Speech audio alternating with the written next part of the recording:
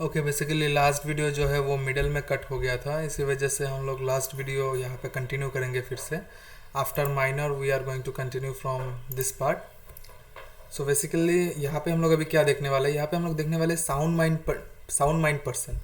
Sound mind person for the purpose of contracting, section 12। Okay, कि contract करने के लिए साउंड माइंड पर्सन किसे कहा जाएंगे। Okay, a person is said to be sound mind for the purpose of making contract if at the time when he makes it he is capable of understanding it and of performing a rational judgment as to its effect upon his interest। मतलब क्या है, at the time when he makes it, जब वो contract करते हैं, he is capable of understanding, वो समझने के मतलब कैपेबल है कि वो समझ पाएंगे उस चीज़ को, end of forming rational judgement, और रेशनल जजमेंट करने का वो सिचुएशन में है, टू इट्स इफेक्ट, और उनको पता है कि इन फ्यूचर उसका इफेक्ट क्या होने वाला है। अगर ऐसे माइंड मतलब उनका मेंटल कंडीशन ऐसा है कि ये सब कंडीशन सेटिस्फाई करते हैं उनका मेंटल कंडीशन उस वक्त, तो क्या माना जाएगा, वो जो कॉन्ट्रैक्ट है वो कॉन्ट्रैक्ट साउंड माइंड में ही किया गया है माना जाएगा। Okay, a person who is usually unsound mind, एक पर्सन अगर वो यूजुअली अनसाउंड है बट क्या है, बट ओकेशनली साउंड माइंड, लेकिन कभी कभी वो क्या होता है, साउंड माइंडेड हो जाते हैं। मैं make a contract when he is sound mind, वो जब साउंड माइंडेड होंगे तब अगर वो कोई कॉन्ट्रैक्ट एंटर करेंगे तो उसको क्या माना जाएगा, तो उसे वैलिड माना जाएगा।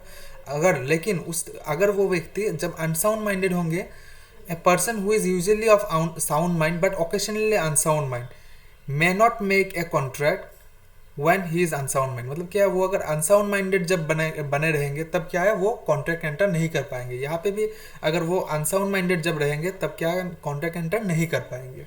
यहाँ पे इलिस्ट्रेशन कुछ एग्जांपल्स दिया हुआ है, ये अगर खुद भी पढ़ेंगे आप लोगों को समझ में आ जाएगा, ये चीज़ आप लोग खुद पढ़ लीजिएगा। अभी हम लोग नेक्स्ट टॉपिक में देख लेते हैं कि अदर डिस्क्वालीफाइड पर्सन। अभी अदर डिस्क्वालीफाइड पर्सन कौन कौन है, जो लोग डिस्क्वालीफाइड है to enter into a contract. अभी ओके, तो अदर डिस्क्वालीफाइड पर्सन में बहुत लोग आते हैं। The person who are disqualified from entering into a contract due to certain other reasons may be from legal status, political status और corporate status. Some of the such categories of persons are given below. वो सब कुछ category of person को यहाँ पे क्या किया गया है, स्पेसिफाई किया गया। First is align enemy. Align enemy, अभी हम लोग को ये समझना है कि अलाइन एनिमी क्या है। ये वाला अगर हम लोग पॉइंट पढ़ लेते तो हम लोग को कंप्लीटली समझ में आ जाएगा कि अलाइन एनिमी किसे कहा गया। An agreement with an alien enemy is void. अगर हम किसी अलाइन एनिमी के साथ में एग्रीमेंट करते हैं तो वो वॉइड होता है। But agreement with align friend, अगर अलाइन फ्रेंड के साथ करते हैं तो परफेक्टली वैलिड एंड एनफोर्सेबल, उसमें कोई प्रॉब्लम नहीं है अगर हम कोई अलाइन फ्रेंड के साथ करते हैं। When the अभी देख लेते हैं हम लोग कि अलाइन एनिमी कब कहा जाएगा। When the government of an align is at war with the government of India। अगर कोई क्या है, अलाइन जो कोई भी गवर्नमेंट है या फिर कोई भी देश का जो गवर्नमेंट है वो अगर एट वार है, उसके साथ में हम लोग का वार है with our government of India, तो क्या कहा जाएगा, the alien is called alien enemy. तो वो जो पर्सन होगा या फिर वो जो ग्रुप ऑफ पर्सन होगा या फिर वो जो कंट्री होगा उसको क्या कहा जाएगा, अलाइन एनिमी। अगर हम लोगों का गवर्नमेंट के साथ उन लोगों का गवर्नमेंट का कोई भी क्या है, वार है। Who can not enter into any contract with any Indian, वो क्या है, इंडियन सिटीजन के साथ कोई भी कॉन्ट्रैक्ट एंटर नहीं कर सकते citizen without permission of government. Government से बिना परमिशन लिए क्या क्या नहीं हो सकता, कोई भी कॉन्ट्रैक्ट में एंटर नहीं हो सकते of India, as the same is against the public policy. और वो ये चीज़ क्या है, पब्लिक पॉलिसी के अगेंस्ट भी है, इसीलिए नहीं कर सकते। Contract enter into with an alien enemy before war is put into suspension during the war. मतलब क्या है, अगर आप कोई ऐसा है कि कोई कॉन्ट्रैक्ट में आप एंटर कर चुके पहले ही, बिफोर वार, वार शुरू होने के पहले, तो उस वक्त जब वार चलने का टाइम है, द ड्यूरेशन ऑफ वार, उस टाइम में उसको सस्पेंशन, उसको रद्द कर दिया जाएगा। Okay, next is foreign sovereign and ambassadors. Foreign sovereign and ambassadors अगर होते हैं, foreign sovereign and sovereigns and their representatives enjoy certain privileges and immunities in every country। क्या होता है, हर कंट्री में वो लोग कुछ privileges मतलब उन लोगों को मिलता है। They can not enter into contract accept through their agent. उन लोगों को अगर कोई भी कॉन्ट्रैक्ट में एंटर करना होता है तो एजेंट के थ्रू, जो रेसिडेंट ऑफ इंडिया में होंगे उन लोगों के साथ में क्या होगा, एजेंट के थ्रू ही वो लोग सिर्फ एंटर इनटू मतलब कॉन्ट्रैक्ट में एंटर कर सकते हैं। They can sue the Indian citizen, वो क्या हो सकता है, इंडियन सिटीजन को सू कर सकते हैं, but an Indian citizen can not sue them. भाई ये बहुत बड़ा प्रिविलेज मिला हुआ है उन लोगों को, तो कोई बात नहीं, ये वाला भी चीज़ देखना। फिर क्या है, convicts. A convict can not enter into contract while he is undergoing imprisonment, मतलब वो अगर जेल में हो, इम्प्रिजन में हो, तो वो क्या है, कोई भी कॉन्ट्रैक्ट में एंटर नहीं कर सकते। कोई भी दोषी, कोई भी कॉन्विक्ट, कोई भी दोषी अगर मतलब क्या है अंडरगोइंग इम्प्रिजनमेंट में है, तो क्या है वो कभी भी कॉन्ट्रैक्ट एंटर नहीं कर सकते। कोई भी इंसॉल्वेंट, अभी ये वाला चीज़ जो है इंसॉल्वेंट कभी भी, मतलब ऐसा नहीं है कि इंसॉल्वेंट, हम लोग ये पढ़ने से पता चलेगा, इंसॉल्वेंट ऐसा नहीं है कि हर कोई भी कॉन्ट्रैक्ट एंटर नहीं कर सकता।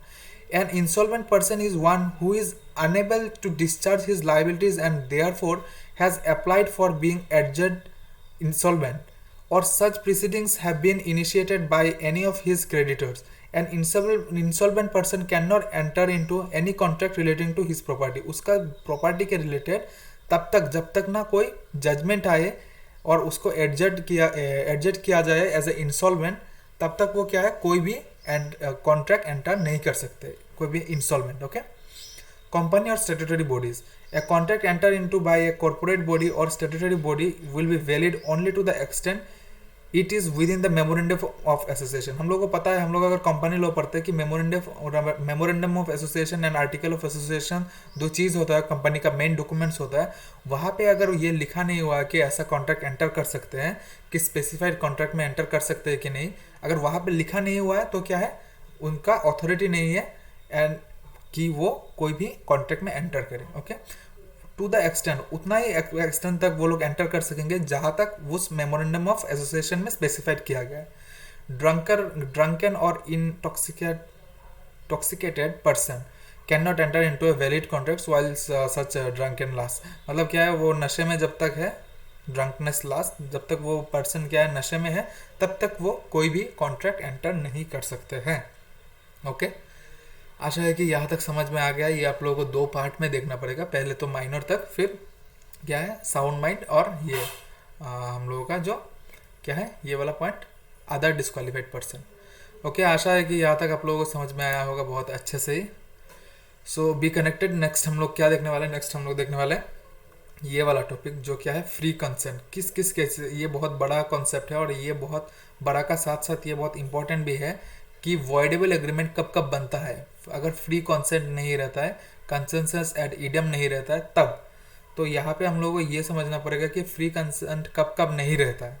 तो ये समझने के लिए हम लोगों को यहाँ पे जितना भी है, जो भी है, coercion, undue influence, fraud, miss representation, mistake, ये शायद हम लोग कितने 2 या 3 क्लासेस में ये हम लोग देखेंगे, 2 या 3 लेक्चर्स में हम लोग देखेंगे, हम लोगों को समझ में आ जाएगा कि क्या क्या होता है। ओके, तो let's end the classes here. Thank you very much.